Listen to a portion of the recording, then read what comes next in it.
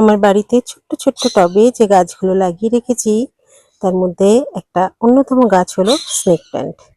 Snake plant ভীষণই ভালো একটা গাছ এবং আপনারা হয়তো অনেকেই জানেন ইনডোর প্ল্যান্ট হিসাবে এটা ভীষণ ভালো এবং এটা ঘরের নেগেটিভ এনার্জিকে যেমন শুষে নেয় তেমনি বাতাসকে পিউরিফাই করে এবং স্নেক প্ল্যান্ট রাতের বেলা অক্সিজেনও দিয়ে থাকে।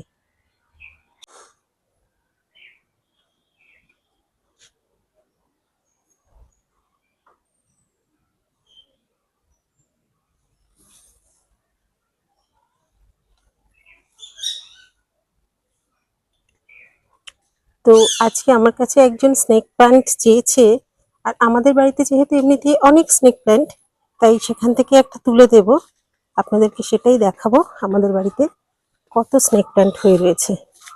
এগুলো এই দেখুন, এগুলো বহু বছর ধরে আমাদের বাড়ির গেটের দুদিকে যে বেড়া আছে সেই বেড়ার কাছ থেকে অজস্র এরকম হয়ে থাকে।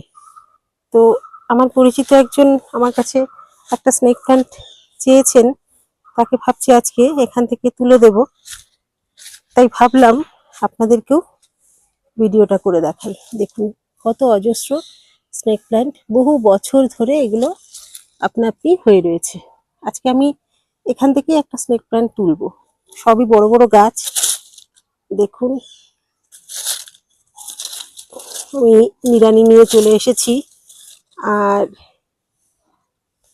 এই একটা গাছ, জানি না আপনারা ভিডিওতে বুঝতে পারছেন কিনা, হ্যাঁ এই যে এই গাছটা দেখতে পাচ্ছি একটু ছোট, এটাকেই চেষ্টা করি তোলার।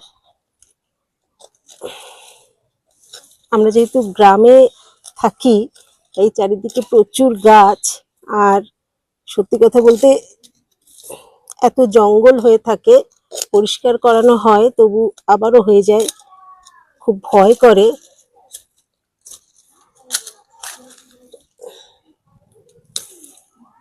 নিন তুলেছি গাছটা। স্নেক প্ল্যান্ট পাতা থেকেও হয়, আর এখানে তো আমি শিকড় সমেতই তুলতে পেরেছি, কাজেই কোনো অসুবিধা নেই, গাছটা অবশ্যই বেঁচে যাবে।